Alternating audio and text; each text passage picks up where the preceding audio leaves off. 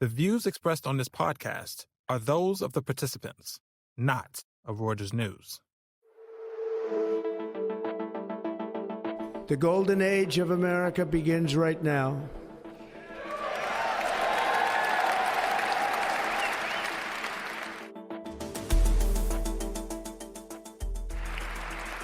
From this day forward, our country will flourish and be respected again all over the world. We will be the envy of every nation, and we will not allow ourselves to be taken advantage of any longer. During every single day of the Trump administration, I will very simply put America first. And so it begins. Republican Donald Trump's second presidential term commenced with a flurry of pronouncements and orders promulgated in the hours following his inauguration on January 20th. The new administration gives every indication of trying to move more forcefully than in Trump's first chaotic term. And yet, day one action on tariffs, the centerpiece of his trade agenda, was curiously missing. Still, from nixing a host of policies from the outgoing Biden administration to setting up the tech mogul-driven Department of Government Efficiency and quickly ramping up a more draconian approach to immigration enforcement, an agenda is taking shape with rapidity, even if big questions about how it will actually be prosecuted largely remain. What this means for energy, migration, technology, and trade is the focus of this week's Viewsroom. Welcome back to the Viewsroom, the weekly podcast that invites you, the listener, into a lively debate with our fellow columnists about the biggest stories of the week. I'm your host, Jonathan Guilford. Hundreds of executive orders and memos, the proposed removal of thousands of government appointees, decreed emergencies on the border and in energy markets. President Trump has begun his second term with a rush of activity. Much of it is about breaking with the recent past, ending or investigating a swathe of policy left by his predecessor, withdrawing from the Paris Climate Agreement, stridently laying out the case for expanded oil and gas production, undoing tweaks to immigration enforcement, and unwinding executive action on artificial intelligence. Legal challenges are already rolling in, including against an effort to end the granting of citizenship to all children born on U.S. soil, a more substantial potential rupture with long-standing norms. It is now Tuesday, one day after the inauguration. Here with me to discuss how much of what we have seen represents actual meaningful change and how much might be signaling ahead of more binding legislative work to come are Gabriel Rubin, Breakingviews correspondent in Washington, D.C., and Robert Siren, who covers energy, immigration, and technology in New York. It's good to be here. Nice to be here. So there is obviously a whole lot to pass through here, and some of the implications are still emerging, but broadly, it makes sense, I think, to start with what's missing, and that is tariffs. Trump is promising trade barriers will come in February on Canada and Mexico, but the centerpiece of his argument over American decline, the United States' trading relationship with China, seems oddly missing. Gabe, what do you make of this? Yeah, it was definitely the number one missing thing on Trump's first day when we saw action on all sorts of other major priorities, including major changes to the U.S. Constitution that may or may not fly in the U.S. courts in terms of his move on birthright citizenship. In terms of tariffs, though, Trump mostly left it to his appointees to sort of iron out the details over the coming days, and the executive orders were limited to studies of how tariffs might affect U.S. trade flows and how the U.S. could get U.S. trading partners like Canada, Mexico, China, and others throughout the world to change their policies on other things like drug trafficking or immigration, border security, etc.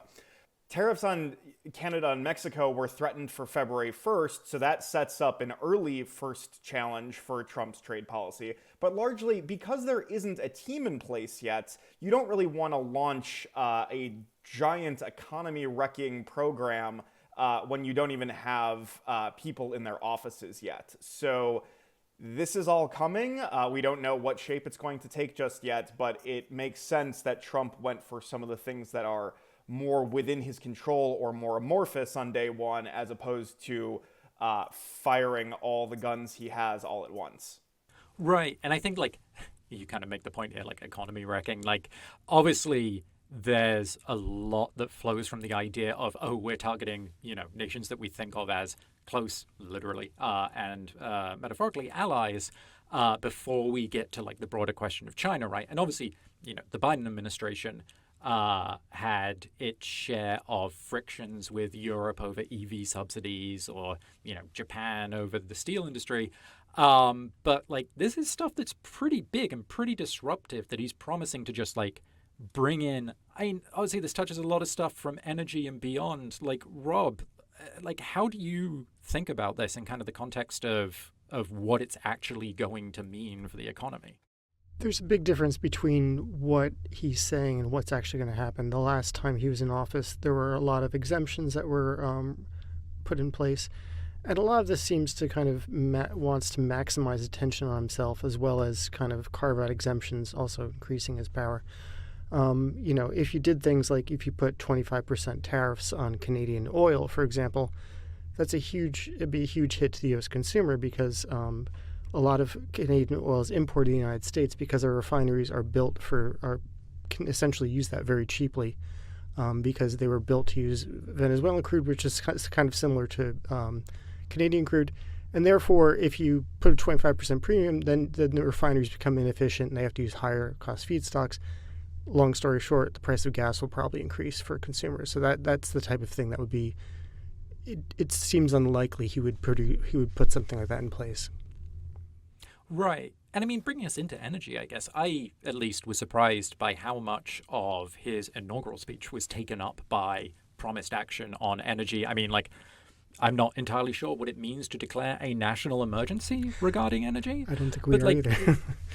Right. But like in terms of what Trump is talking about here, trying to increase drilling for oil and gas, making changes to kind of federal leasing for offshore development, I guess broader sort of implied promises around essentially wrenching back from the green transition, right?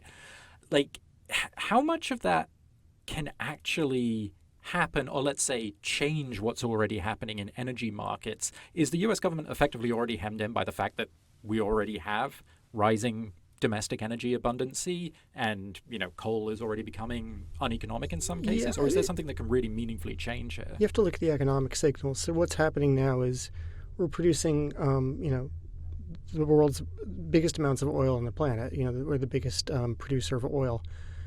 And making it easier to produce oil won't actually increase production very much at all.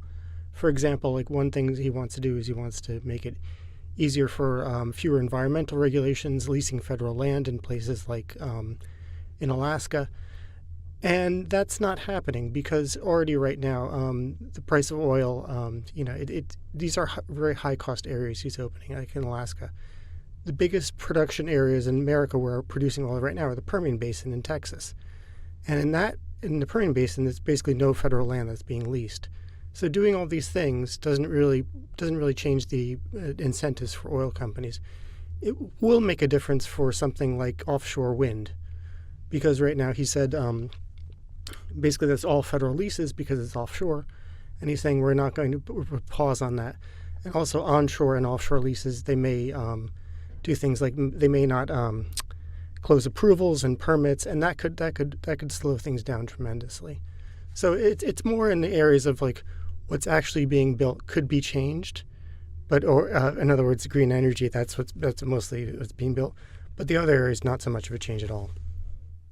Got it. Okay. And then like on that sort of I guess the approvals part, the permitting process. I mean, I know Gabe, you've written a bit about what a bottleneck the permitting approval process is.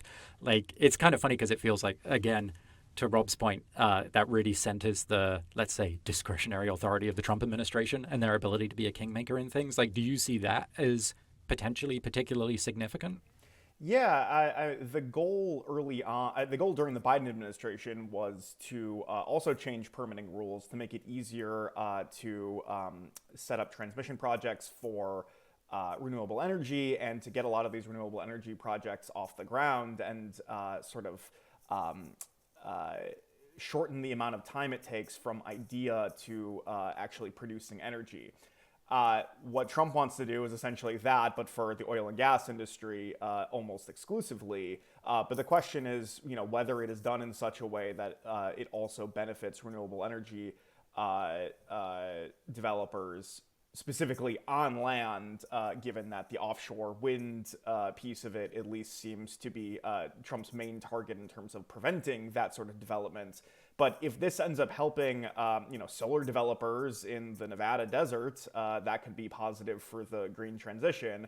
But if it's only helping with natural gas pipelines, then that will obviously not help with the green transition and be a bit more in line with what Trump and his most prominent supporters say they want.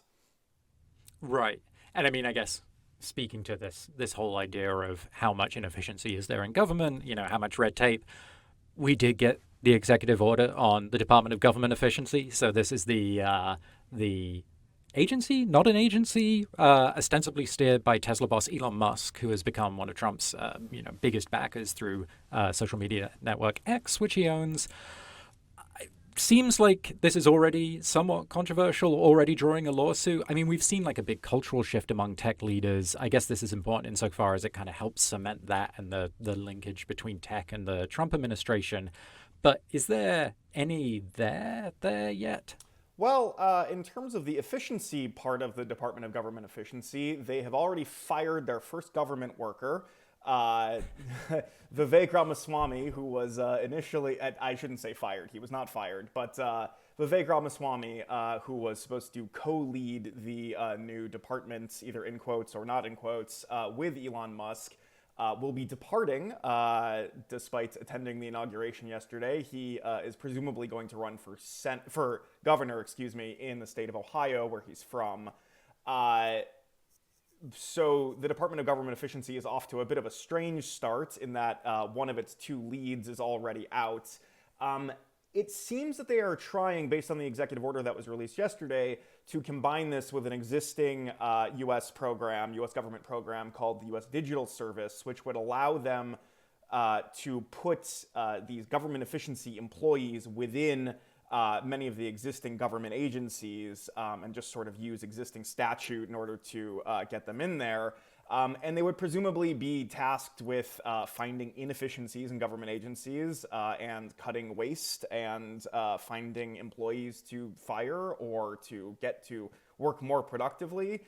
Whether that ends up happening is really an open question. Prior efforts by perhaps more serious and experienced people like former Vice President Al Gore did, produce some changes in the 1990s, did cut some spending in the sort of post-Cold War era when there was a lot of transition and sort of defunct programs, especially defense programs, to cut in the wake of the Soviet Union's demise. So the question is whether we're building our own Soviet system, putting political commissars in these agencies, or whether this is sort of a real effort to cut waste and inefficient spending in government agencies. So that really remains to be seen. The target has already been cut sort of by Musk from $2 trillion to $1 trillion, and even that, he said, was a difficult goal to achieve. So a lot of questions about the future of this government efficiency initiative, and it seems to change by the day.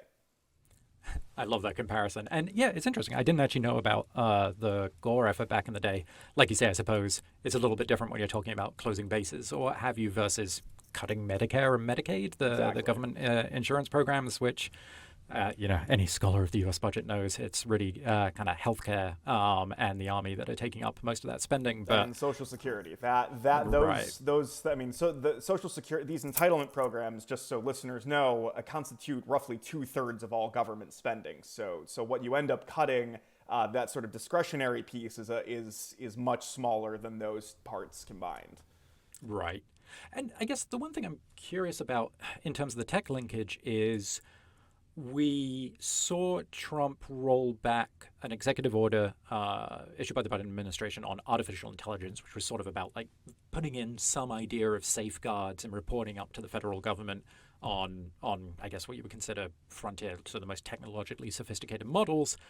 We are in the arms race moment. We've just had an extremely impressive model released out of China in DeepSeek.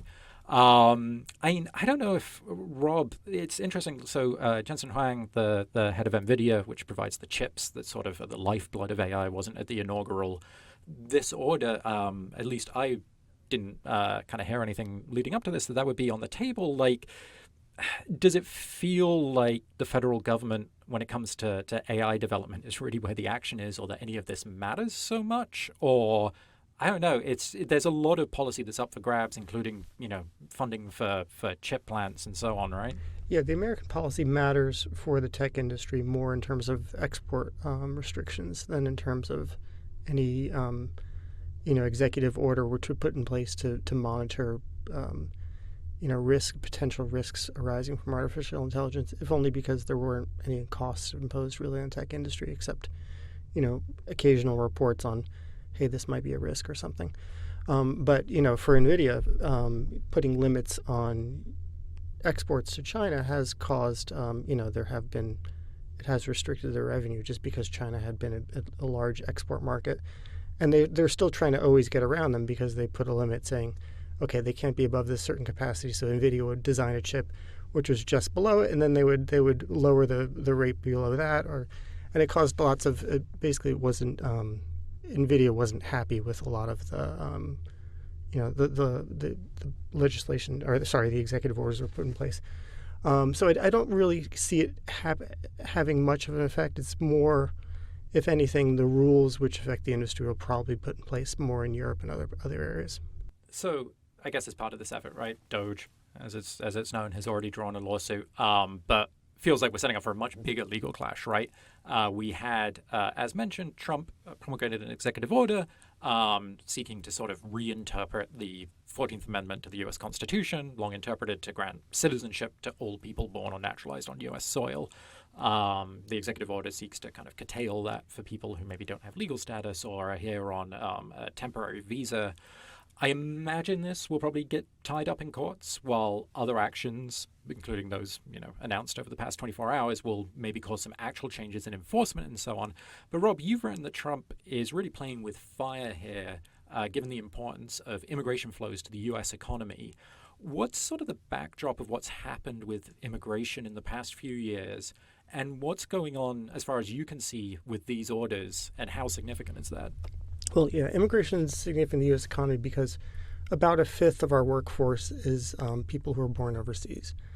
Now, most of those are legal, but a large chunk of that, 20%, roughly 20%, are illegal. But these people are also concentrated in certain areas, like in Texas and Florida, and they also concentrate in certain industries like construction and agriculture. And last time Trump was in office, he promised to crack down on illegal immigration. Didn't really happen that much. I mean, if you look at the actual number of deportations, they didn't really change that much. There was a policy put in place during COVID, which said that you could turn away asylum seekers basically at the border or deport them because there was a health risk from that. That policy was eventually overturned. Now Trump is coming in. There are more restrictions. There's so many restrictions. It's hard to say what one will hold up. It's clear that some will be certainly challenged, like the birthright citizenship. That seems clearly unconstitutional. I'm not a constitutional scholar, but it seems like it's pretty clear in the Constitution that is the right. Versus other things such as saying, okay, well, the military has a right to, or has a clear, the military should help enforce the border, or things like, asylum seekers, we will stop asylum seekers. That's probably somewhere in the middle. So there's all these different categories of people. And, cutting those off will have an effect in the U.S. economy, if only because the U.S. population is getting older. We need more workers. We have, the inflation rate is already high and unemployment rate's extremely low. So if you cut off immigration, what does that mean? It means you probably have higher inflation and lower growth.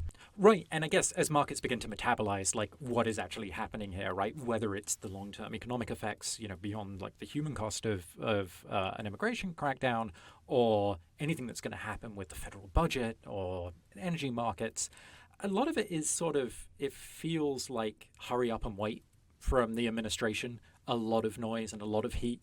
but with all the meaningful details still to be filled in. I mean, obviously, we're just on day one, but I do wonder, Gabe, you've written a bit about how, for instance, Trump's nominee for Treasury, Scott Bessent, has cast uncertainty in trade policy as almost part of the plan, so to speak, that, tariffs can be weaponized as a negotiating tool, so you need like some uncertainty in there.